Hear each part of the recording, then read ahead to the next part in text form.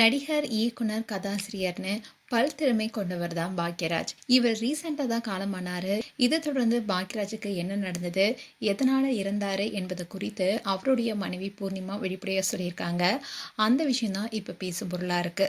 ஒரே மாதத்துல பாரதி ராஜா அண்ட் பாக்யராஜ்னு 2 மாபெரும் ஆளுமைகளை நம்ம இழந்திருக்கோம். அதுலயும் குறிப்பா சொல்லணும்னா பாக்யராஜுடைய மறைவு யாராலுமே எதிர்பார்க்க முடியல.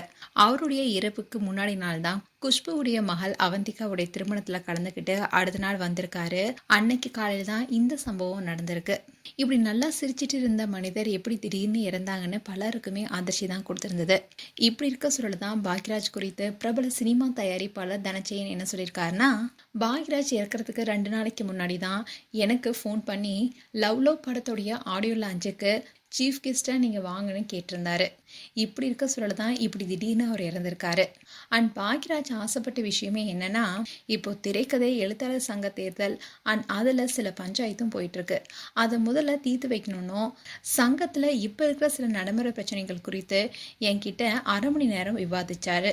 அப்போ நான் அவர்கிட்ட உங்கள் அணியின் சார்பாக நான் போட்டிடுறேன், மும்பையில் இருக்க ஸ்க்ரீன் ரைட்டர்ஸ் அசோசியேஷன் போல் எல்லாருமே ஆன்லைன்லேயே சுறுசுறுப்பாக இயங்குற மாதிரி நம்மளுடைய எழுத்தாளர்கள் சங்கத்தையும் தொழில்நுட்ப ரீதியாக அடுத்த கட்டத்துக்கு எடுத்து செல்லலான்னு சொல்லியிருந்தேன். உடனே பாக்யராஜும் உங்கள் பிளான் எல்லாமே பெருசாக இருக்குது, நீங்கள் நேராக என் ஆஃபீஸ்க்கு வாங்க, அங்கே இதை பற்றி பேசலாம், நாளைக்கு நான் கோவா போகிறேன், வந்ததுமே தேர்தல் பற்றி விரிவாக பேசலான்னு சொன்னார். எத்தனையோ திட்டங்களோடும் பல கனவுகளோடும் இருந்த ஒரு மாபெரும் மனிதர் அடுத்த 2 நாட்கள்லே திடீர்னு நம்மளை விட்டு பிரிஞ்சுட்டாருன்ற செய்தி தான் பெரிய அதிர்ச்சியாக இருக்குது. அண்ட் பாக்யராஜோடைய இறந்த செய்தி கேட்டு அவருக்கு அஞ்சலி செலுத்துறதுக்காக இவர் போயிருந்ததாகவும், அங்கே பாக்யராஜோடைய மனைவி பூர்ணிமாவை சந்திச்சு ஆறுதல் சொன்னாராம். அப்போ அவங்க, எனக்கு ஒன்றுமே புரியல, நாங்கள் 2 பேருமே காலையில் 20 நிமிஷம் நல்லா தான் வாக்கிங் போனோம், கொஞ்சம் டயர்டாக இருப்பதா சொல்லி வீட்டுக்கு போகலான்னு சொன்னார். எப்போவுமே வாக்கிங் போகும்போது டயர்டாச்சுன்னா நான் வீட்டுக்கு போகிறேன், நீ நடந்துட்டு வான்னு பாக்யராஜ் பூர்ணிமா கிட்ட சொல்வாராம். அது போல தான் இந்த முறையும் பாக்யராஜ் அப்படி சொல்லியிருக்காரு.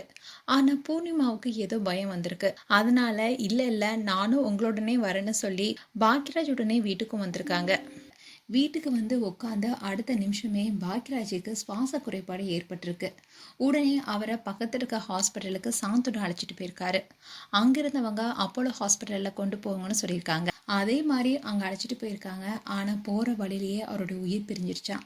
இப்படி பூர்ணிமா சொல்லி எழும்போது ரொம்பவே கஷ்டமா இருந்ததுன்னு சொல்லியிருக்காரு. அதோட பாரதி ராஜா பல நாட்களாக உடல்நலக்குறைவால் பாதிக்கப்பட்டிருந்தப்போ ஏன் இவ்வளவு வேதனைப்படுறாரு, 85 வயசுல இப்படிலாம் கஷ்டப்படுறாருன்னு தோணும். ஆனால் எப்போவுமே சுறுசுறுப்பாக இருந்த பாக்யராஜ் ஏன் இப்படி அவருக்கு திடீர்னு நடந்ததுன்னு எனக்கு தெரியலன்னு ரொம்பவே வேதனையாக பேசியிருந்தாரு. அண்ட் பாக்யராஜுடைய மனைவி பூர்ணிமா இப்போ நல்லா இருந்த மனிதர் திடீர்னு இப்படி உயிரிழந்ததை நினச்சி அவங்க ரொம்பவே வேதனையாக இருப்பதாகவும் சொல்லப்படுது. மேலும் இது போன்ற வீடியோஸை பார்க்க நியூஸ் தமிழ் கிட்ஸ் சேனலை சப்ஸ்கிரைப் பண்ணுங்கள் அண்ட் மறக்காமல் நோட்டிஃபிகேஷன் பட்டனை கிளிக் பண்ணுங்கள்.